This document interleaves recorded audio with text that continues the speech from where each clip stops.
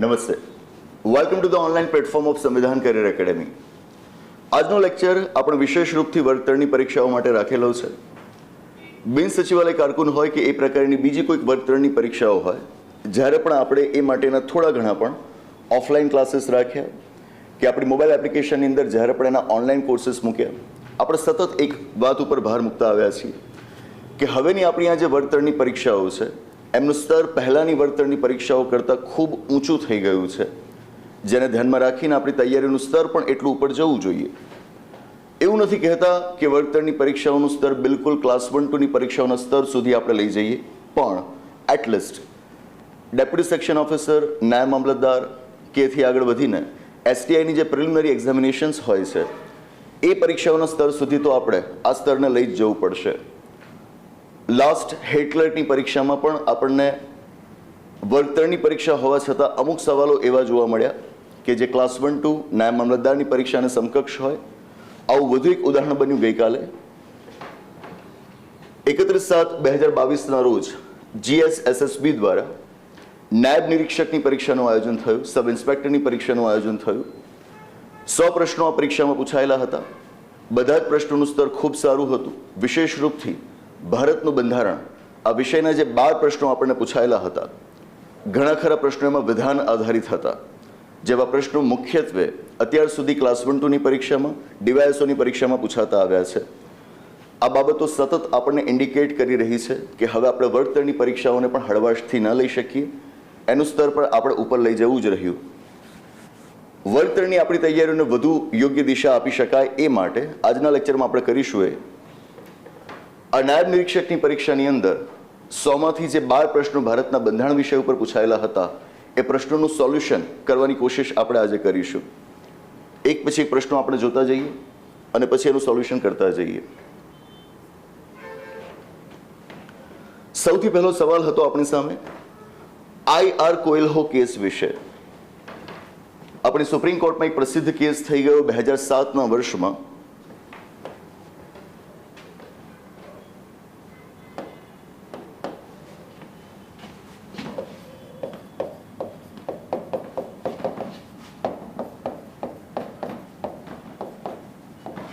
IR Coelho case. આપણે જાણીએ છીએ કે આપણી સ્પર્ધાત્મક પરીક્ષાઓમાં ભારતના બંધારણ વિષયમાં સુપ્રીમ કોર્ટના ચુકાદાઓનું વિશેષ મહત્વ હોય છે, પણ આ ચુકાદાઓ વિશેના સવાલો મુખ્યત્વે ક્લાસ 1-2 UPSC આ પરીક્ષાઓમાં પૂછાતા હોય. કદાચને વર્ગતરની પરીક્ષાઓ માટે અમુક ચુનિંદા કેસીસ તૈયાર કરવામાં પણ આવે તો એની અંદર IR કોએલ્હો કેસ જેવા કેસીસની વધારે ચર્ચા હોતી નથી. જોકે આપણા ક્લાસ 3ના કોર્સીસમાં તો આપણે આવા કેસીસની ચર્ચા કરતા આવ્યા જ છીએ, પણ સામાન્ય રીતે ગુજરાતમાં જે પ્રકારની તૈયારી થાય છે ત્યાં આગળ કેશવાનંદ ભારતી કેસ છે, મિનર્વા મિલ્સ કેસ છે, એવા 2-4 કેસીસ જ ક્લાસ 3ની પરીક્ષાની તૈયારીમાં સમાવવામાં આવતા હોય છે. IR કોએલ્હો કેસ વિશે વર્ગ 3ની પરીક્ષામાં સવાલ પૂછાય બહુ મોટી વાત કહેવાય. મને યાદ છે ત્યાં સુધી લગભગ 4 થી 5 વર્ષ પહેલાં UPSCની મેઇન્સમાં IR કોએલ્હોનો એક અલગ સવાલ પૂછાયો હતો 10 માર્ક્સ માટે. તો આપ સમજી શકો છો કે કોએલ્હો કેસ એ પ્રમાણમાં થોડોક અલગ પડી જાય એવો કેસ છે, જેનો અભ્યાસ બહુ ઊંડાણ માંગી લે, બહુ વ્યાપક ચર્ચાઓ એના માટે કરવી પડે. વર્ગ 3ની પરીક્ષાઓમાં એ ચર્ચાઓ બિલકુલ ટાળવામાં આવતી હોય છે. આ કેસ વિશે જ્યારે આપણી વર્ગ 3ની પરીક્ષામાં સવાલ પૂછાય, પ્રશ્નપત્ર ઘણું અઘરું કહેવાય, એનું સ્તર ઘણું જ ઊંચું કહેવાય. 1951ના વર્ષમાં પહેલો બંધારણીય સુધારો થયો.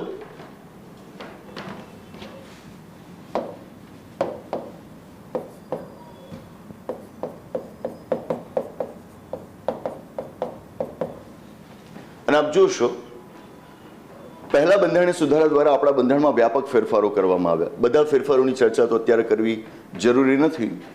એક મુખ્ય વાત લઈએ. આપણા બંધારણમાં આ પહેલા સુધારા દ્વારા દાખલ કરવામાં આવ્યો એક અનુચ્છેદ 31B અને એને અનુરૂપ બંધારણમાં એક નવું પરિશિષ્ટ દાખલ કરાયું, પરિશિષ્ટ 9. આપ જાણતા હશો કે આપણા મૂળ બંધારણમાં માત્ર 8 પરિશિષ્ટો હતા, આજે 12 છે. એક પછી એક નવા પરિશિષ્ટો દાખલ થયા હશે. તો 9મું પરિશિષ્ટ પહેલા બંધારણીય સુધારા દ્વારા બંધારણમાં દાખલ કરાયું. જોગવાઈ એવી મૂકવામાં આવી 31B ની અંદર કે કોઈ પણ કાયદો બનાવીને આ 9મા પરિશિષ્ટમાં જો દાખલ કરવામાં આવે એની ન્યાયિક સમીક્ષા થઈ શકશે નહીં. મતલબ કે જો એ કાયદો આપણને લાગે છે કે આપણા મૂળભૂત અધિકારોનું ઉલ્લંઘન કરી રહ્યો છે, છતાં પણ આપણે એને અદાલતમાં પડકારી શકીએ નહીં. એની ન્યાયિક સમીક્ષા અને જ્યુડિશિયલ રિવ્યુનો સ્કોપ બંધ કરી દેવાયો. ઘણી વિવાદાસ્પદ વાત હતી. સમય જતાં આપ જોશો તો 9મા પરિશિષ્ટનો વ્યાપક દુરુપયોગ પણ થયો છે. આખરે 2007ના વર્ષમાં આઈઆર કોયલ્હો કેસના ચુકાદામાં સુપ્રીમ કોર્ટે સ્પષ્ટ કર્યું કે 9મા પરિશિષ્ટમાં મુકાયેલા કાયદાઓની પણ ન્યાયિક સમીક્ષા થઈ શકશે. જો કે કંઈક અંશે આ વિવાદ અગાઉ 1981ના વામનરાવ કેસમાં પણ આવી ચૂકી હતી, પણ કોયલ્હો કેસનું વિશેષ મહત્વ છે. અહીંયા આગળ પ્રશ્ન આપણને પૂછાયેલો છે કે આઈઆર કોયલ્હો નો સીમારૂપ ચુકાદો શેના સાથે સંબંધિત છે? That's it. જવાબ રહેશે બી, બંધારણની 9મી અનુસૂચિની ન્યાયિક સમીક્ષાને સંબંધિત. સુધારાઓ સાથે ચુકાદાઓ જોડાયેલા હોય. સુધારાઓને સમજવા માટે જે તે વખતનો સામાજિક રાજનૈતિક પ્રવાહ આપણે જાણવો પડે અને જરૂર પડેથી આર્થિક પ્રવાહ પણ. પછી આપણને સુધારાઓ સમજાય અને જો સુધારાઓ સમજાય એના આધાર ઉપર આપણે ચુકાદાઓની વાત કરી શકીએ. એ સિવાય નહીં. અભ્યાસ લાંબો થઈ જાય, પણ હવે વર્ગતરની પરીક્ષા માટે પણ આ ખૂબ જરૂરી બની જાય છે. આગ્રહ રાખીશ કે આ પ્રકારના કેસીસનો પણ અભ્યાસ કરવાની ટેવ પાડો. અમુક ચુનિંદા કેસીસ જ તમારી વર્ગતરની પરીક્ષાઓમાં પૂછાય છે એવું નથી. હજુ આગળ પણ આપણી સામે એક ઉદાહરણ આવવાનું છે.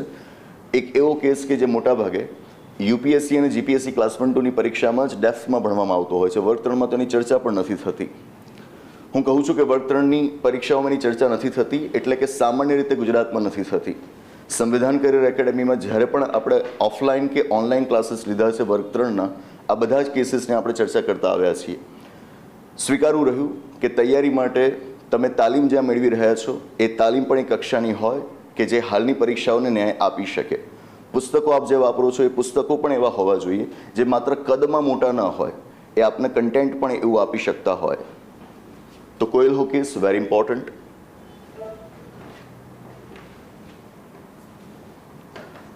વધુ એક સવાલ,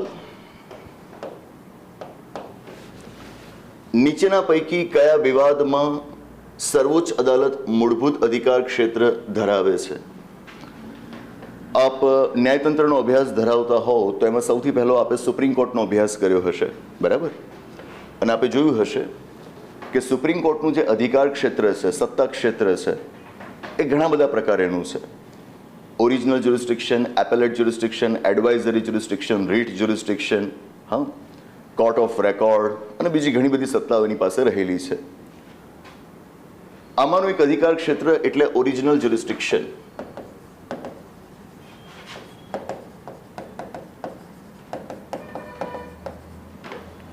મૂળભૂત અધિકાર ક્ષેત્ર. આ એવું જ્યુરિસ્ડિક્શન છે સુપ્રીમ કોર્ટનું કે જ્યાં બીજી કોઈ અદાલતમાં ગયા વગર સીધા જ તમે કોઈ વિવાદ, કોઈ કેસને સુપ્રીમ કોર્ટમાં લઈ જઈ શકો છો. મતલબ કે સુપ્રીમ કોર્ટમાં તમારે એ વિવાદ લઈ જવો હોય તો પહેલાં બીજી કોઈ કોર્ટમાં જાઓ, પછી સુપ્રીમ કોર્ટમાં અપીલ કરો. એવું કરવાની જરૂર નથી. તમે સીધા જ સુપ્રીમ કોર્ટમાં જઈ શકો છો. આવા જે વિવાદો હોય એ સુપ્રીમ કોર્ટના ઓરિજિનલ જ્યુરિસ્ડિક્શન, મૂળભૂત અધિકાર ક્ષેત્રમાં છે એવું કહેવાય. રાજ્ય વચ્ચેના વિવાદ હોય, કેન્દ્ર અને રાજ્ય વચ્ચેના વિવાદ હોય, આ માટે તમારે દેશની બીજી કોઈ જ અદાલતમાં જવાની જરૂર નથી. તમે સીધા જ સુપ્રીમ કોર્ટમાં જઈ શકો છો. આ એના ઓરિજિનલ જ્યુરિસ્ડિક્શનનો ભાગ છે. આમ તો તમે તમારા મૂળભૂત અધિકારના ઉલ્લંઘન બદલ પણ સુપ્રીમ કોર્ટમાં જઈ શકો છો સીધા, પણ એને આપણે એક અલગ અધિકાર ક્ષેત્ર તરીકે જોઈએ છીએ. રીટનું અધિકાર ક્ષેત્ર એને ઓરિજિનલ જ્યુરિસ્ડિક્શન કરતાં આપણે અલગ રાખીએ છીએ. સામાન્ય સંજોગોમાં કોઈ વ્યક્તિ સરકાર વિરુદ્ધ સીધો જ સુપ્રીમ કોર્ટમાં ન જઈ શકે. રાજ્ય વચ્ચેના વિવાદ હોય, કેન્દ્ર રાજ્ય વચ્ચેના વિવાદ હોય તો એ સુપ્રીમ કોર્ટના મૂળભૂત અધિકાર ક્ષેત્રમાં આવે, બીજા નહીં. જો કે આમાં પણ અમુક અપવાદો છે. ન્યાયતંત્રનો જ્યારે આપ ઊંડાણપૂર્વક અભ્યાસ કરતા હોવ તો આના પણ અપવાદો આપને ઘણા બધા મળી આવશે. અહીં આગળ સામાન્ય માહિતીના આધાર ઉપર આપણને સવાલ પૂછાયેલો છે, નીચેના પૈકી કયા વિવાદમાં સર્વોચ્ચ અદાલત મૂળભૂત અધિકાર ક્ષેત્ર ધરાવે છે? ભારત સરકાર અને એક કે વધુ રાજ્યો વચ્ચેના વિવાદ, ધેટ્સ ટ્રુ. બે કે વધુ રાજ્યો વચ્ચેના વિવાદ, ધેટ ટુ ઇઝ ટ્રુ. કોઈ વ્યક્તિ અથવા સંસ્થા અને ભારત સરકાર વચ્ચેનો વિવાદ, ધેટ્સ રોંગ. તો આપણા માટે જવાબ રહેશે એ 1 and 2. ન્યાયતંત્રના અભ્યાસમાં સુપ્રીમ કોર્ટમાં કેટલા જજીસ હોય, દેશમાં કેટલી હાઈકોર્ટ્સ આવેલી હોય, સુપ્રીમ કોર્ટ અને હાઈકોર્ટ્સના જજીસને અપોઇન્ટ કોણ કરે, વર્ગ 3 માટે આપણે જો આટલા જ અભ્યાસ સુધી સીમિત રહ્યા હોઈએ, આટલી જ માહિતીઓને યાદ રાખવા સુધી સીમિત રહ્યા હોઈએ, આવા પ્રશ્નો આપણને ખૂબ અઘરા લાગે. સ્વીકારવું રહ્યું કે આ સ્તર ક્લાસ 1-2 ડીવાયએસઓ નાયબ મામલતદાર STIનું જ છે. આપણી વર્ગ 3ની પરીક્ષાની તૈયારી પણ આ સ્તર પર હોવી જ જોઈશે. 3 મુદ્દાઓ આપ્યા છે, સાચા મુદ્દાઓ આપણે પસંદ કરવાના છે. આપ જાણો છો કે વર્ગ 3ની પરીક્ષાઓમાં સામાન્ય રીતે આવા સવાલો નથી હોતા. આગળ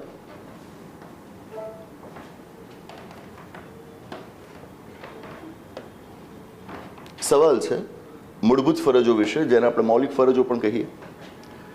ભારતીય બંધારણ હેઠળ નીચે પૈકીની કઈ મૌલિક ફરજો નથી? મોટાભાગે બનતું એવું હોય કે મૂળભૂત ફરજોનો જ્યારે આપણે અભ્યાસ કરતા હોઈએ અથવા તો આપણને કરાવડાવવામાં આવતો હોય તો બંધારણમાં હાલમાં મૂળભૂત ફરજો કઈ કઈ આપવામાં આવી છે, માત્ર એની યાદી જ યાદ રખાવડાવવામાં આવે છે કે આ 11 મૂળભૂત ફરજો છે, યાદ રાખી લઈએ. પણ જ્યારે આપ એ યાદ રાખો છો ત્યારે જ આપણે વિચારવાનું છે કઈ એ ફરજો છે જેને સામાન્ય રીતે હું મારી ફરજ સમજું છું પણ એનો મૂળભૂત ફરજોમાં ઉલ્લેખ નથી. મને લાગે છે કે અમારી ફરજ છે પણ બંધારણના ભાગ 4A એને મૂળભૂત ફરજ તરીકે નથી આપવામાં આવી. આવા સવાલો પહેલાં પણ આપણને પૂછાયા છે, હજુ એ પૂછાઈ રહ્યા છે. કઈ મૂળભૂત ફરજ છે એવું પૂછાય એ સામાન્ય સવાલ કહેવાય. કઈ મૂળભૂત ફરજ નથી એ પૂછાય એ પ્રમાણમાં અઘરો સવાલ કહેવાય.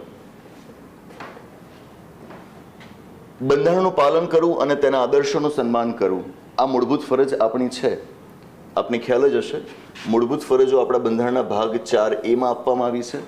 પહેલા મૂળભૂત ફરજો આપણા બંધારણમાં હતી જ નહીં. 1976ના વર્ષના 42માં સુધારા દ્વારા એને દાખલ કરવામાં આવી અને ભાગ 4A એક અનુચ્છેદ છે 51A, એક જ અનુચ્છેદ છે આખા ભાગમાં. આ અનુચ્છેદ 51A આપણી અલગ અલગ 11 મૂળભૂત ફરજો નક્કી કરાયેલી છે. જો કે પહેલાં તો એ 10 જ હતી, પાછળથી એક નવી મૂળભૂત ફરજ દાખલ કરાઈ 2002ના 86માં સુધારા દ્વારા. ના 51A ક્લોઝ A ABCDEFMK સુધી આપ જોશો તો મૂળભૂત ફરજો આપવામાં આવી છે. 51AA ક્લોઝ A આપને આ મૂળભૂત ફરજ જોવા મળશે, બંધારણનું પાલન કરવાની અને તેના આદર્શોનું સન્માન કરવાની. જો કે સાથે ત્યાં આગળ રાષ્ટ્રધ્વજ અને રાષ્ટ્રગાનની પણ વાત કરાયેલી છે. તો ટૂંકમાં મૂળભૂત ફરજ છે. જાહેર સંપત્તિની સુરક્ષા કરવી આ પણ આપણી મૂળભૂત ફરજ છે. આપ જોશો તો 51AI 51A ક્લોઝ I આપણને આ મૂળભૂત ફરજ જોવા મળશે. સાથે કહેવાયું છે જાહેર સંપત્તિનું રક્ષણ કરવું, હિંસાનો ત્યાગ કરવો, એબ્જ્યુર વાયલન્સ એને આપણી મૂળભૂત ફરજ તરીકે આપવામાં આવી છે. તો આ પણ છે. વૈજ્ઞાનિક માનસનો વિકાસ કરવો, ટ્રુ. આ 551AH તો એની અંદર આ મૂળભૂત ફરજ આપણને આપવામાં આવી છે. જ્ઞાનાર્જનની પ્રક્રિયાને ઉત્તેજન આપવું, સુધારણાની ભાવના વિકસાવવી, એવી બધી વાતો આપ જોશો તો 51AH કરાઈ છે. એની સાથે કહેવાયું છે કે તમારે એક સાયન્ટિફિક ટેમ્પર વૈજ્ઞાનિક અભિગમ વિકસાવવાનો રહેશે. That's it. ટૂંકમાં 3 મૂળભૂત ફરજો તો છે જ. તો આપોઆપ આપણને સમજાઈ જાય કે જવાબ કયો હોવો જોઈએ, એ. અને આપ જોશો 11 મૂળભૂત ફરજો એમાં આપને ક્યાંય આ વાત નહીં જોવા મળે કે જાહેર ચૂંટણીમાં મતદાન કરવું કરવું જ જોઈએ, ના નથી. પણ 11 મૂળભૂત ફરજોમાં એની ક્યાંય વાત નથી કરાયેલી. બરાબર છે. તો આ સંજોગોમાં આપણો સાચો જવાબ થશે એ. That's it.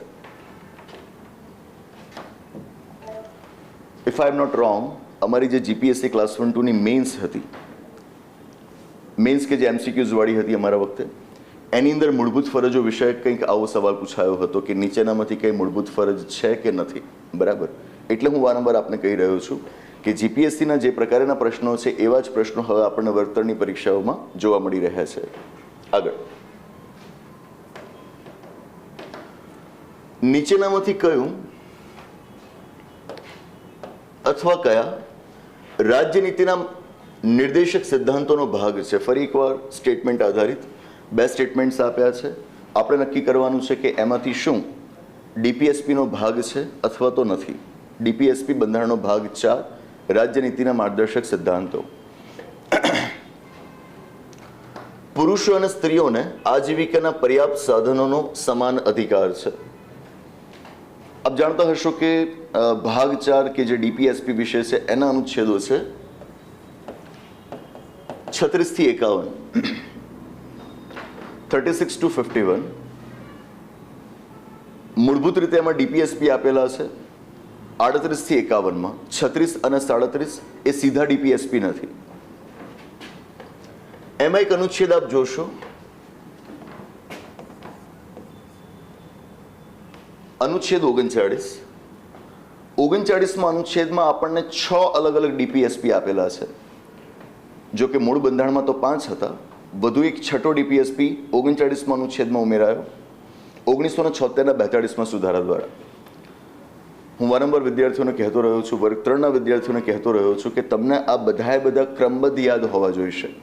39માં અનુચ્છેદમાં આ આપ્યું છે એટલું યાદ હોય એવું નહીં, તમને ક્રમબદ્ધ યાદ હોવું જોઈશે કે 39 ક્લોઝ એમાં શું આપ્યું છે, 39 ક્લોઝ બીમાં શું આપ્યું છે, સીમાં શું આપ્યું છે, ડીમાં શું આપ્યું છે. બરાબર. વાંચો આપ. 39 ક્લોઝ એ સ્પષ્ટપણે એમાં કહેવાયું છે મહિલાઓ પુરુષો બંને માટે રાજ્યએ એડિક્વેટ મીન્સ ઓફ લાઇવલીહુડ, જીવન નિર્વાહ માટેના, આજીવિકા માટેના પૂરતા સાધનો એમને પ્રાપ્ત થઈ શકે એ માટેનો પ્રયત્ન કરવાનો રહેશે. My point in making is, પહેલો મુદ્દો પણ આપણને એ જ આપેલો છે અને એટલા જ માટે આ ડીપીએસપીનો ભાગ છે. બરાબર છે, આ સીધું ફેક્ટ છે. પણ વસ્તુ યાદ ક્યારે રહે? જ્યારે આપણો પ્રયત્ન પણ એવો જ હોય. બરાબર.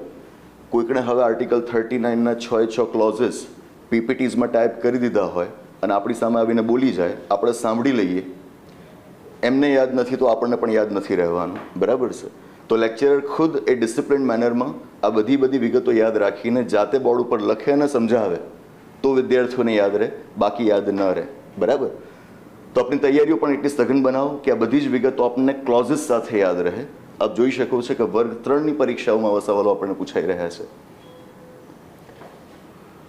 વધુ એક સ્ટેટમેન્ટ, આર્થિક અથવા અન્ય અશક્તતાના કારણે કોઈ પણ નાગરિક ન્યાય મેળવવાની તકોથી વંચિત ન રહી જાય તે સુનિશ્ચિત કરવા રાજ્ય નિઃશુલ્ક કાયદાકીય સહાય પૂરી પાડશે.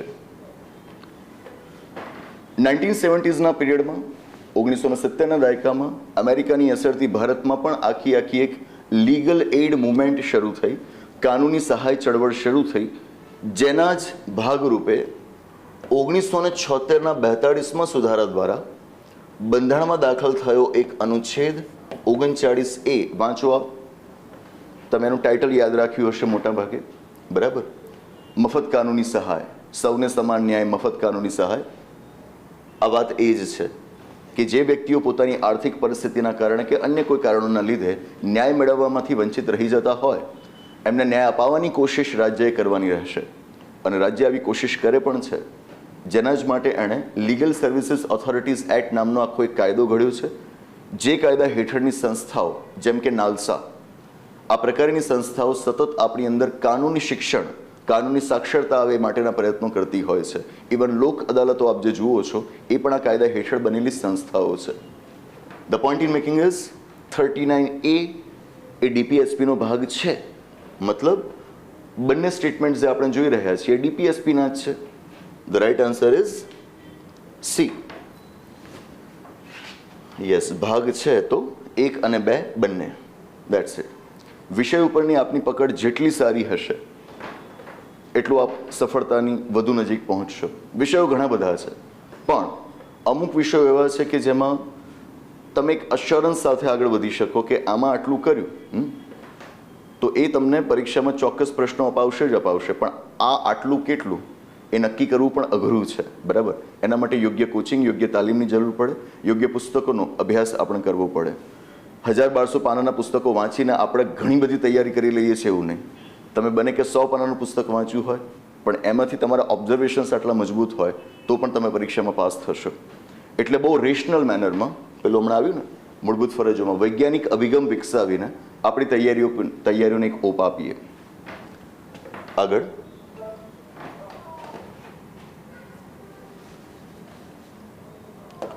પ્રમાણમાં સરળ સવાલ છે અને જો વિદ્યાર્થીને આ સવાલ પણ અઘરો લાગે તો મતલબ કે વર્તણની તૈયારીમાં જોજનો દૂર છે. બરાબર. ભારતની સર્વોચ્ચ ન્યાયાલય બંધારણની મૂળભૂત ઢાંચાના ભાષાકીય ખામીઓ છે સિદ્ધાંતનું પ્રતિપાદન નીચે પૈકી કયા કેસમાં કર્યું છે? મૂળભૂત ઢાંચો બંધારણનો, જેને આપણે બંધારણનું મૂળભૂત માળખું પણ કહીએ, ઇંગ્લિશમાં કહીએ basic structure of the constitution. Basic structure, મૂળભૂત ઢાંચો એટલે શું? બંધારણમાં ક્યાંય એની કોઈ વ્યાખ્યા કરાયેલી નથી, સીધો બંધારણમાં આપવામાં આવેલો કોઈ ખ્યાલ નથી. સુપ્રીમ કોર્ટે આ ખ્યાલ વિકસાવ્યો છે અને હજુ પણ એ વિકસી રહ્યો છે, એ ઇવોલ્વ થઈ રહ્યો છે. આપ જોશો કેશવાનંદ ભારતી વિરુદ્ધ કેરળ રાજ્ય કેસમાં મૂળભૂત રીતે એણે બેસિક સ્ટ્રક્ચરનો ખ્યાલ આપેલો છે. જો કે એની પહેલાં પણ એણે અછડતો પણ ઉલ્લેખ બેસિક સ્ટ્રક્ચરનો પોતાના ચુકાદાઓમાં આપેલો છે, પણ મૂળભૂત રીતે આ ખ્યાલને પ્રોપર મેનરમાં એણે વિકસાવવાની શરૂઆત કરી હોય તો એ છે કેશવાનંદ ભારતી કેસનો ચુકાદો. અને એટલા જ માટે આપણા માટે સાચો જવાબ થશે સી, દેટ્સ સી.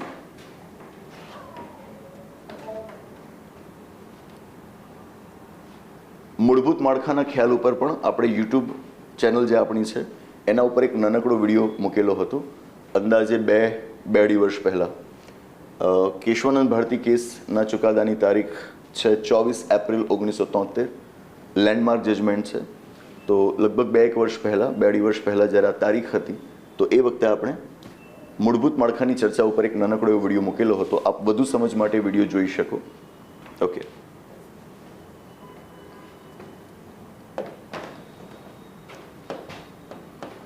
નીચે આપેલમાંથી કઈ શક્તિઓ લોકસભા અને રાજ્યસભાની તુલનામાં અનન્ય રૂપથી પ્રાપ્ય છે? એટલે કે કઈ એ બાબતો છે કે જ્યાં આગળ લોકસભા એ રાજ્યસભા કરતાં ચડિયાતી સાબિત થાય, લોકસભાની શક્તિઓ એ રાજ્યસભા કરતાં વધુ છે, એ આપણે નક્કી કરવાનું છે. પહેલું, ધન વિધેયક, મની બિલ, નાણાં વિધેયક. ફક્ત લોકસભામાં જ રજૂ કરી શકાય, વાત સાચી છે. રાજ્યસભામાં તમે ક્યારે મની બિલ ન લાવી શકો. મની બિલના નિરસ્તીકરણ અથવા સુધારાના સંબંધમાં વાત સાચી છે. મની બિલમાં સુધારા કરવાના કોઈ જ પાવર્સ રાજ્યસભા પાસે નથી હોતા. રાજ્યસભા એને નકારી પણ ન શકે, પસાર કરવાનો ઇનકાર પણ ન કરી શકે. વધુ એક બાબત કે જ્યાં આગળ લોકસભા એ રાજ્યસભા કરતાં ચડિયાતી સાબિત થાય. મંત્રી પરિષદના ઉત્તરદાયિત્વના સંદર્ભમાં, ધેટ ટુ ઇઝ કરેક્ટ.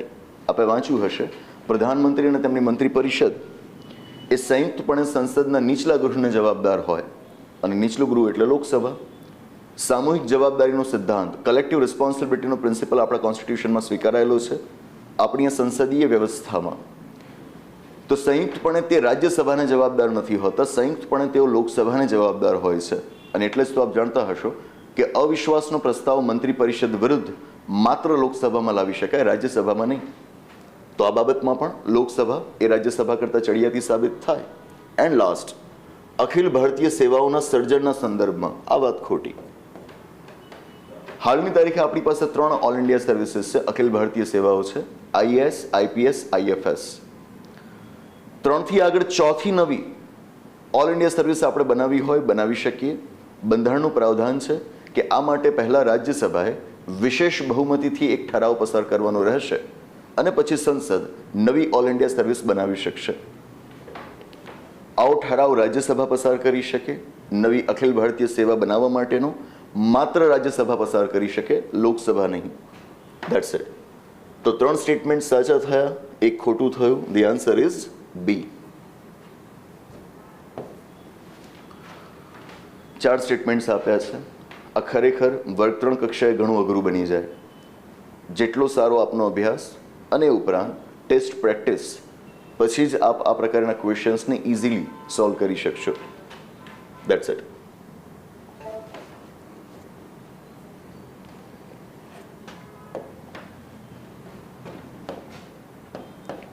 ભારતના બંધારણમાં રહેલ મૌલિક ફરજોને અનુલક્ષીને નીચેના વિધાનો પર ચર્ચા કરો. મૂળભૂત ફરજોના સંદર્ભમાં વિધાન આપ્યા છે, કયા સાચા કયા ખોટા એ આપણે નક્કી કરવાનું છે. મૌલિક ફરજો 42માં બંધારણીય સુધારાથી બંધારણમાં દાખલ કરવામાં આવેલ હતી. વાત સાચી છે. હમણાં જ આપણે ચર્ચી ગયા કે પહેલેથી આપણા બંધારણમાં ઉલ્લેખિત નહોતી. 1976ના 42માં સુધારા દ્વારા દાખલ થઈ.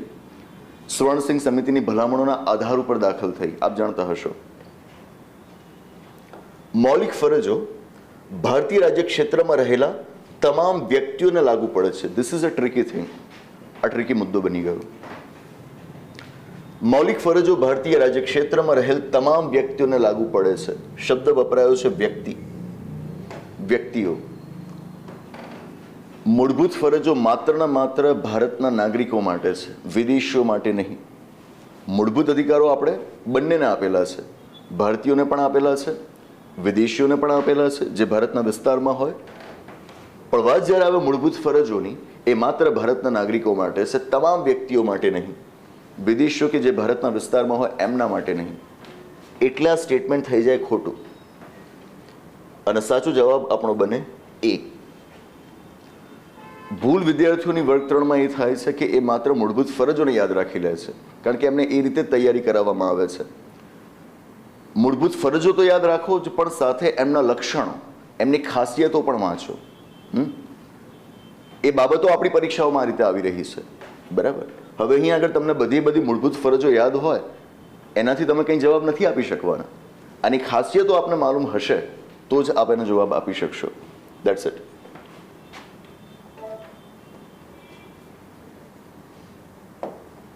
One more tricky question. શિક્ષણનો અધિકાર અમલીકરણ માટે કરવામાં આવેલ 86માં બંધારણીય સુધારા દ્વારા બંધારણના નીચેના પૈકી કયા ભાગમાં સુધારા કરવામાં આવ્યા? 2002ના વર્ષમાં 86મો સુધારો થયો શિક્ષણના અધિકાર વિશે. હા, તો એના માટે આપણા બંધારણના કયા ભાગમાં સુધારા કરવામાં આવ્યા? હવે સામાન્ય રીતે એવું થાય કે 86મો સુધારો એટલે સીધો જ આપણને યાદ આવે અનુચ્છેદ 21A, બંધારણનો ભાગ 3. બંધારણનો ભાગ 3 મૂળભૂત અધિકારો વિશે છે. એનો અનુચ્છેદ 21 is about right to life and personal liberty, જીવન અને અંગત સ્વતંત્રતાના અધિકાર વિશે છે. 21માં અનુચ્છેદની નીચે 86માં સુધારા દ્વારા અનુચ્છેદ 21A દાખલ થયો કે જેમાં 6 થી 14 વર્ષની ઉંમરના બાળકોને મફત અને ફરજિયાત શિક્ષણના મૂળભૂત અધિકારની વાત કરાયેલી છે. આ યાદ હોય જરાય ખોટું નથી, પણ અધૂરો ખ્યાલ છે. 86મો સુધારો આપ આખો વાંચો, એના દ્વારા ભાગ 3માં આ તો એક નવો અનુચ્છેદ દાખલ કરાયો જ, સાથે બંધારણનો ભાગ 4 કે જે ડીપીએસપી વિશે છે, આપ વાંચો. એના અનુચ્છેદ 45માં પણ ફેરફાર કરાયો આ જ 86માં સુધારા દ્વારા. મૂળ બંધારણમાં ભાગ 4ના અનુચ્છેદ 45ની ભાષા હતી કે બાળક 14 વર્ષનું થાય ત્યાં સુધી તેના શિક્ષણ અને સાર સંભાળની જવાબદારી રાજ્ય એટલે કે સરકારની રહેશે. 86માં સુધારા દ્વારા 45માં અનુચ્છેદની ભાષા બદલાઈ, જોગવાઈ કરાઈ બાળક 6 વર્ષનું થાય ત્યાં સુધી તેના શિક્ષણ અને સાર સંભાળની જવાબદારી રાજ્યની રહેશે. તો 86માં સુધારા દ્વારા માત્ર ભાગ 3માં ફેરફાર થયો છે એવું નથી, ભાગ 4માં પણ થયો છે. સાથે જ ફેરફાર થયો છે ભાગ 4Aમાં, મૂળભૂત ફરજો, જેની 2 વખત વાત અગાઉ આપણે કરી ગયા. મેં આપને અગાઉ જણાવ્યું, મૂળભૂત ફરજો જ્યારે આપણા બંધારણમાં દાખલ થઈ ત્યારે એમની સંખ્યા હતી 10. 51AA થી 51AJ. 10 થી આગળ 11મી નવી મૂળભૂત ફરજ ઉમેરાઈ 86માં સુધારા દ્વારા, અને એ છે 51AK. 6 થી 14 વર્ષની ઉંમરના બાળકોના માતા પિતા, એમના વડીલોને એ ફરજ સોંપવામાં આવી છે, મૂળભૂત ફરજ સોંપવામાં આવી છે કે એમના બાળકોને શિક્ષણ અપાવવા માટેના તેમણે પ્રયત્નો કરવાના રહેશે. ધ પોઈન્ટ ઇઝ 86મો સુધારો એટલે રાઇટ ટુ એજ્યુકેશન. બસ એટલું કહીને આપણે આગળ ન વધી શકીએ. આપણને એક્ઝેક્ટલી લોકેશન્સ ખબર હોવા જોઈએ કે બંધારણમાં એના માટે કઈ કઈ જગ્યાએ ફેરફારો થયા છે. માત્ર ભાગ 3માં નહીં, ભાગ 4માં પણ, ભાગ 4Aમાં. આટલી વ્યાપક સમજ હોય ત્યારે અહીંયા આગળ આપણે ટીક કરી શકીએ ઉપરના તમામ. અને હું ચોક્કસથી કહીશ કે જે સ્તરની તૈયારી આપણે ત્યાં થાય છે, એટલે કે જે ધંધાદારી અભિગમ ધરાવતી સંસ્થાઓ અને મોબાઈલ એપ્લિકેશન્સ છે, એ સ્તરની તૈયારી જો આપણે કરી હોય તો મોટાભાગે વિદ્યાર્થી ભાગ 3 જવાબ આપીને આવશે. કારકિર્દી સાથે આવડું મોટું સમાધાન ન ચાલે. અભ્યાસમાં ઊંડાણમાં ઉતરવું જ પડે. ઝડપથી અભ્યાસક્રમ પતાવી દઈને હું તૈયારી પૂરી કરી દઈને પરીક્ષા આપીને પાસ થઈ જઈશ, એ બિલકુલ ખોટો અભિગમ. અભ્યાસ ઊંડાણમાં જ કરવો પડે. ઉપર છેલ્લો અભ્યાસ આપ જોઈ શકો છો આપને ક્યાંય નહીં પહોંચાડે. આ બહુ વ્યાપક તૈયારી કહેવાશે. આગળ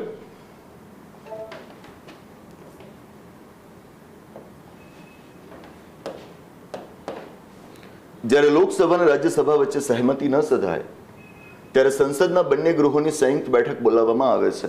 આપ જાણતા જ હશો કે સંયુક્ત બેઠક જોઈન્ટ સેટિંગ ભારતના બંધારણના અનુચ્છેદ 108માં એ માટેની જોગવાઈ કરાયેલી છે.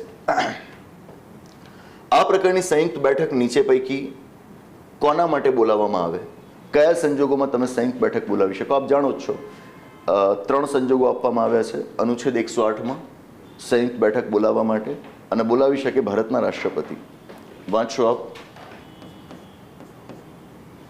મની બિલ અને કોન્સ્ટિટ્યુશન અમેન્ડમેન્ટ બિલ, બંધારણમાં સુધારા માટેનું બિલ, આ બેના કિસ્સામાં તમને સંયુક્ત બેઠક માટેનું કોઈ જ પ્રાવધાન નહીં જોવા મળે. નાણાં બિલ, એમાં તો આમ પણ લોકસભાની સત્તાઓ રાજ્યસભા કરતાં વધુ છે, ત્યાં તો સ્કોપ જ નથી સંયુક્ત બેઠક બોલાવવાનો. બંધારણીય સુધારાનું બિલ અનુચ્છેદ 368 પ્રમાણે હોય. અનુચ્છેદ 368 આપ વાંચો, એમાં જોઈન્ટ સેટિંગની કોઈ જોગવાઈ નથી. એનો અર્થ એ થયો માત્ર સામાન્ય ખરડાના કિસ્સામાં જ સંયુક્ત બેઠક બોલાવી શકાય. ધી આન્સર ઇઝ એ. બરાબર છે? That's it. સંયુક્ત બેઠક અનુચ્છેદ 108 યાદ રાખ્યું, આગળ વધ્યા. એની અધ્યક્ષતા લોકસભાના સ્પીકર કરે, યાદ રાખ્યું, આગળ વધ્યા. ન ચાલે. તમારી પાસે વિગતવાર સમજ હોવી જ જોઈશે, તો જ તમે એને હેન્ડલ કરી શકશો.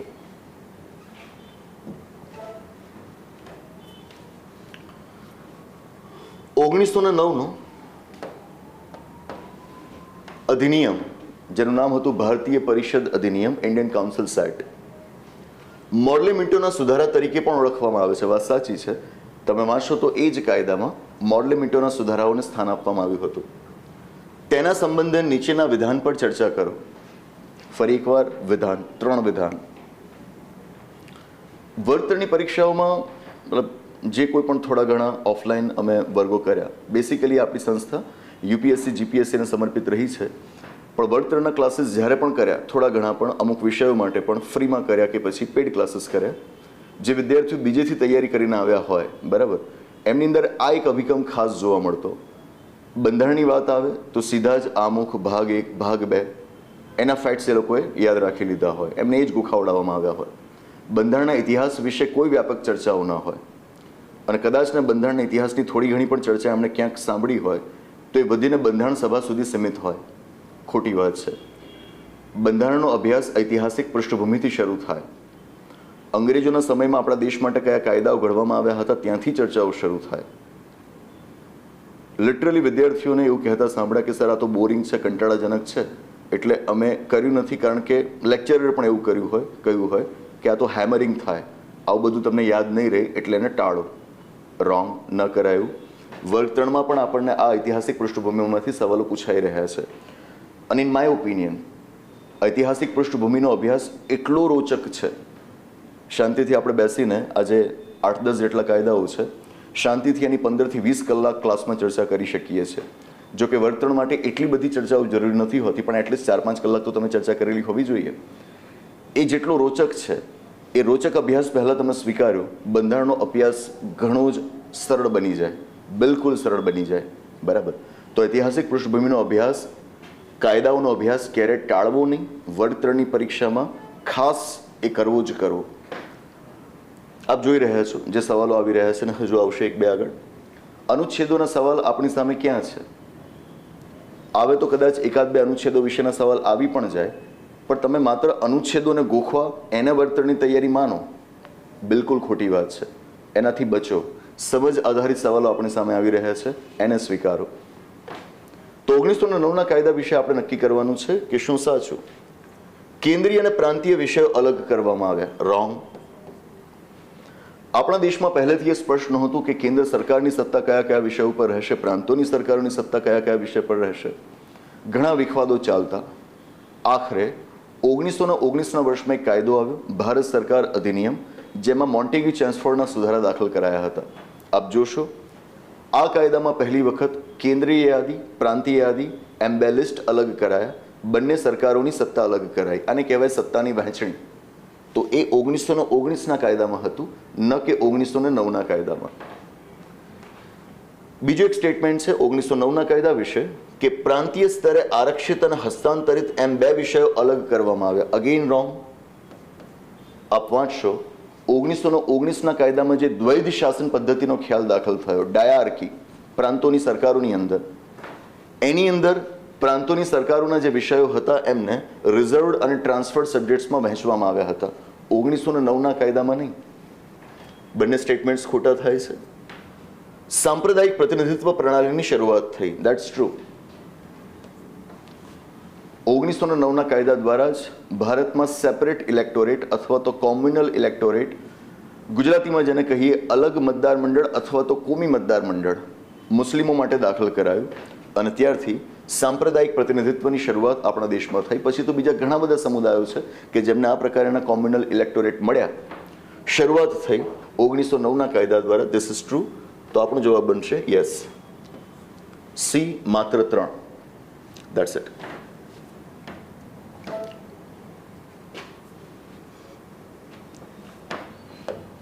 આ પ્રશ્ન જ્યારે મેં જોયો, બરાબર, વર્ગ 3ની પરીક્ષામાં, યુપીએસસી અને જીપીએસસી ક્લાસ 1-2ની તૈયારીમાં, અને એમાં પણ ઇન્ડિયન ઇકોનોમી સબ્જેક્ટમાં, ખાસ તો જ્યારે જીએસટી સમજાવવાનો હોય, બરાબર, નાણાં પંચની વાતો કરવાની હોય, ત્યારે ભારતના બંધારણમાં જે કેન્દ્ર અને રાજ્યોની સરકારો વચ્ચેના નાણાકીય સંબંધો આપવામાં આવ્યા છે એનો ખાસ અભ્યાસ વિદ્યાર્થીઓને કરાવવો પડે, જે ઘણો ડેપ્થમાં હોય. સામાન્ય રીતે બંધારણના અભ્યાસમાં લોકો એ કરતા પણ નથી. નાણાકીય સંબંધોને સમજવા ખૂબ ક્રુશિયલ છે. એ ન સમજ્યા, નાણાં પંચ ન સમજાય, ન સમજાય જીએસટી, 101મો બંધારણીય સુધારો. એ જ નાણાકીય સંબંધોના અભ્યાસમાં ચર્ચા કરવાની આવે કેન્દ્ર સરકાર દ્વારા રાજ્યોને આપવામાં આવતી ગ્રાન્ટ વિશે, અને એના જ માટે ચર્ચામાં લેવામાં આવે 2 અનુચ્છેદો, 275, 282. 275મો અનુચ્છેદ સ્ટેટ્યુટરી ગ્રાન્ટ વિશે છે, વૈધાનિક અનુદાન વિશે છે, અને 282મો અનુચ્છેદ એ ડિસ્ક્રિશનરી ગ્રાન્ટ વિશે છે. કેન્દ્ર પોતાના ડિસ્ક્રિશન, પોતાના વિવેકથી રાજ્યને જે ગ્રાન્ટ આપવા ઈચ્છતી હોય એના વિશે છે. 275મા અનુચ્છેદમાં જે વૈધાનિક ગ્રાન્ટ છે એ કેન્દ્ર સરકાર નાણાં પંચની ભલામણો અનુસાર સંચિત નિધિમાંથી રાજ્યોને ફાળવતી હોય. સંચિત નિધિ, કોન્સોલિડેટેડ ફંડ ઓફ ઇન્ડિયા, બરાબર. વિગતો ઘણી જ ઊંડાણમાં છે. પૂછાયું, એક નવો આયામ કહેવાય વર્ગ 3ની પરીક્ષાઓમાં, અને ખરેખર બહુ ઊંડાણમાં કહેવાય. આવા પ્રશ્નો આપણને વર્ગ 3માં પૂછાય એટલે કે હવે ઇકોનોમીના ક્વેશ્ચન્સ પણ વધુ ને વધુ અઘરા બનશે, એ વાતને આપણે સ્વીકારીને ચાલુ. અહીં આગળ આપણા માટે સાચો જવાબ છે વૈધાનિક ગ્રાન્ટ, બરાબર છે.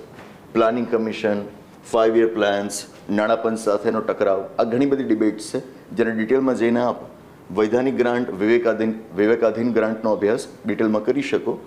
હાલમાં આપણે નોંધીશું કે આ વૈધાનિક ગ્રાન્ટ વિશે છે, અનુચ્છેદ 275.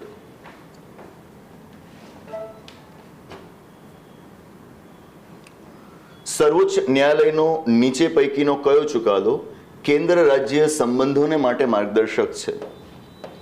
આમ તો સુપ્રીમ કોર્ટના ઘણા બધા ચુકાદા એવા આવ્યા છે કે જેમાં કેન્દ્ર અને રાજ્યોના સંબંધો વિશે એમની કોઈ ગાઈડલાઇન્સ આવી હોય, એમની કોઈક ટકોર રહી હોય, એમના કોઈક ઓબ્ઝર્વેશન્સ રહ્યા હોય. પણ આમાં સૌથી અગત્યનો કેસ છે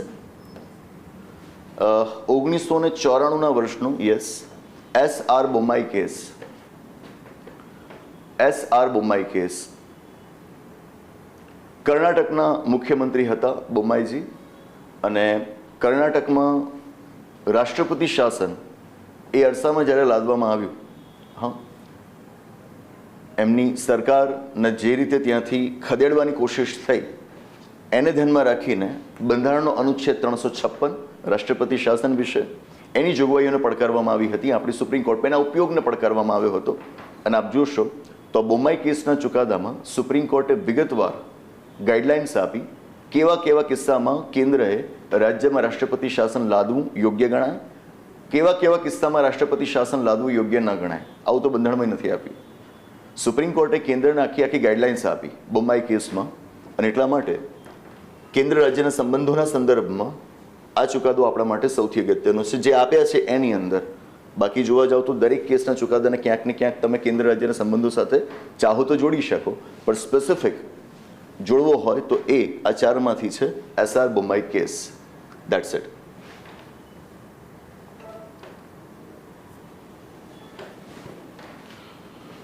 તો આ હતા 12 પ્રશ્નો કે જે ગઈકાલની આપણી નાયબ નિરીક્ષકની પરીક્ષા વર્તણની પરીક્ષામાં પૂછાયા હતા. શરૂઆતથી કહ્યું, મેં લેક્ચરની શરૂઆતથી આપને જણાવ્યું, અને એ પહેલાં તો મહિનાઓ વર્ષોથી સંવિધાન કરિયર એકેડેમી તરફથી આ માહિતી અમે વિદ્યાર્થીઓ સુધી પહોંચાડવાની કોશિશ કરતા રહ્યા છીએ કે વર્ગ 3 એટલે એવું ન માની લઈએ કે અધિકારી કક્ષાથી ઉતરતું છે એટલા માટે થોડું ઘણું કરીશું તો ચાલી જશે, અથવા તો અમુક ચોક્કસ પેમ્ફલેટ્સ વાંચી નાખીશું, રોજના કેવા ખાતરના ટેસ્ટ આપી દઈશું તો એનાથી મારી તૈયારી થઈ જશે. અગાઉ પણ એક વિડીયો લેક્ચરમાં વાત કરી હતી કે સમય સાથે કોમ્પિટિશન કેટલી વધી રહી છે. 22 કરોડ લોકો ઉમેદવારી નોંધાવે છે વિવિધ પરીક્ષાઓ માટે છેલ્લા 8 વર્ષમાં. પસંદગી થાય છે એમાંથી માત્ર 7.22 લાખ લોકોની. તો જો એ 1% કરતાં પણ ઓછા સમુદાયમાં આપણે પસંદગી પામેલા ઉમેદવારોના સમુદાયમાં આપણે પહોંચવું હોય તો સ્વીકારીએ, અનુચ્છેદોને ગોખવા એ બંધારણનો અભ્યાસ નથી. બરાબર છે. આ વિગતો અભ્યાસ માંગે છે, ઘણો જ ઊંડાણપૂર્વકનો અભ્યાસ માંગે છે, સમય આપણે આપવો જ પડે. બરાબર છે. યોગ્ય તાલીમ તો આપણી પાસે હોવું જ જોઈએ, સાથે યોગ્ય સાહિત્ય પણ આપણી પાસે હોવું જોઈએ. અગાઉના લેક્ચરમાં પણ મેં એક મુદ્દો આપની સાથે છેડ્યો હતો કે પુસ્તકનું કદ જોઈને એની વેલ્યુ ક્યારે નક્કી ન કરવી. સંવિધાન પબ્લિકેશન્સ આપણું પુસ્તક ભારતના બંધારણ વિશે હાલમાં એની 5મી આવૃત્તિ ઉપલબ્ધ છે. એક પણ સવાલ એવો નથી કે જે તમે આ પુસ્તકની બહાર જોઈ શકશો. સ્વાભાવિક છે કે પુસ્તક બનાવવામાં જ એટલા માટે આવતું હોય કે જ્યાં વિદ્યાર્થીઓને મહત્તમ પ્રશ્નો એમાંથી એમની પરીક્ષાઓમાં મળી રહે. પણ એ કામ તમે આ 500-600 પાનામાં કરી શકો એમ છો. બિનજરૂરી પુસ્તકના કદને વધારતા જાઓ, એકની એક માહિતીઓ શરૂઆતમાં વિવરણમાં આપો અને પછી ટેબલમાં આપતા જાઓ. ન જરૂરી હોય એવા ખોટા અને સાચા અને બધા જ પ્રશ્નો કારણ વગરના તમે પાછળ મૂકતા જાઓ અને પુસ્તકનું કદ બનાવી દો 1200-1500 પાનાનું. એ બિલકુલ બિનજરૂરી બની જાય. બરાબર. આપની યુપીએસસીની પરીક્ષા હોય, જીપીએસસી ક્લાસ 1-2ની પરીક્ષા હોય, જીપીએસસી ડીવાયએસઓ નાયબ મામલતદારની પરીક્ષા હોય કે પછી આવી વર્તણની કોઈ પણ પરીક્ષા હોય, એક માસ્ટર બુક આપની પાસે હોય, વ્યવસ્થિત એનો અભ્યાસ કરશો, કદ જોઈને નહીં, એના કન્ટેન્ટને જોઈને, તો એ આપને પરીક્ષામાં ચોક્કસ સફળતા અપાવશે. હાલમાં પણ આ પુસ્તક બજારમાં ઉપલબ્ધ છે, ઓનલાઈન પણ આપવાની ખરીદી કરી શકો આપણી જ વેબસાઇટ ઉપરથી www.vikalpkotwal.org. તો આ પુસ્તકની મદદથી આપ તમામ પ્રશ્નો સરળતાથી હલ કરી શકશો. અનુચ્છેદો સીધા જ આ પુસ્તકમાં આપી દીધા હોય એનાથી બચવું. બરાબર છે. અનુચ્છેદો આપ જોઈ શકો છો, એક અનુચ્છેદ નથી પૂછાયો આમાં તો, હાલની જે પરીક્ષા હતી એમાં. તો અનુચ્છેદો સીધા ક્રમબદ્ધ આપી દીધા હોય તો એવું જ વાંચવું હતું તો સીધું બંધારણ વાંચી લેત. બરાબર. આપણને એવું પુસ્તક ખપે કે જે આપણને એ અનુચ્છેદોની સમજ આપે, અને એવી પૂરી સમજ આપણે આ પુસ્તકની અંદર આપવાનો પ્રયત્ન કર્યો છે. એટલે આપ એનો ઉપયોગ પણ એ રીતે કરશો. બાકીના મોટાભાગના પુસ્તકો બજારમાં જે ઉપલબ્ધ હોય છે કરતાં જ એ હોય કે સીધે ને સીધા અનુચ્છેદો આપી દીધા, અધૂરી માહિતી સાથે એકને એક માહિતીઓનું પુનરાવર્તન કરીને કદ વધારતા જતા હોય. એનાથી બચીએ. યોગ્ય વિવરણ સાદી સરળ ભાષામાં આપણને આપવામાં આવ્યું હોય એ તરફ આપણો ઝુકાવ હોવો જોઈએ. પુસ્તકથી આગળ કદાચ ને કોઈ વિદ્યાર્થી સંવિધાન કરિયર એકેડેમીમાં ઓફલાઈન ક્લાસીસમાં ન જોડાઈ શકે, ઘરે બેસીને તૈયારી કરવા માગતા હોય તો એના માટે પણ છેલ્લા અમુક સમયથી આપણે વ્યવસ્થા ઊભી કરી છે. ઓનલાઈન મોબાઈલ એપ્લિકેશનની વિકલ્પ Kotwal mobile application Android application છે. આની અંદર પણ આપ યુપીએસસી, જીપીએસસી અને હવે તો ક્લાસ 3ની પરીક્ષાઓ માટેના પણ કોર્સીસ જોઈ શકશો. ટૂંક સમયમાં વર્તણની પરીક્ષાઓ માટે હજુ વધારે નવા કોર્સીસ આવવા જઈ રહ્યા છે. ભારતના બંધારણ વિશેનો એક આખો પ્રીમિયમ કોર્સ અમે તૈયાર કર્યો છે, જેમાં આખા વિષયની છણાવટ આપણે એ ચર્ચાઓમાં આપી છે, અને પ્લસ ઘણા બધા વન લાઇનર અને એમસીક્યુઝ એવા સવાલો પણ આપણે કોર્સની અંદર સમાવી દીધા છે. બહુ ટૂંક સમયની અંદર એ કોર્સ આપણે લોન્ચ કરવા જઈ રહ્યા છીએ. ટૂંકમાં આ બધી બાબતોને ભેગી રાખીને આપણે આપની તૈયારી કરવી, ઉતાવળેથી અભ્યાસક્રમ પતાવી દેવો, સસ્તું ક્યાંકથી મેળવી લેવું એવા અભિગમ સાથે ક્યારે આગળ ન વધવું, નહીં તો આપણે સક્સેસફુલ કેન્ડિડેટ્સને લિસ્ટમાં દૂર હોઈશું, જોજનો દૂર હોઈશું, ત્યાં સુધી આપણે નહીં પહોંચી શકીએ. આવી જ પરીક્ષાલક્ષી વધુ ચર્ચાઓ સાથે પાછા મળીશું. આ ચર્ચાઓને આજે અહીં અટકાવીએ. આભાર. નમસ્તે.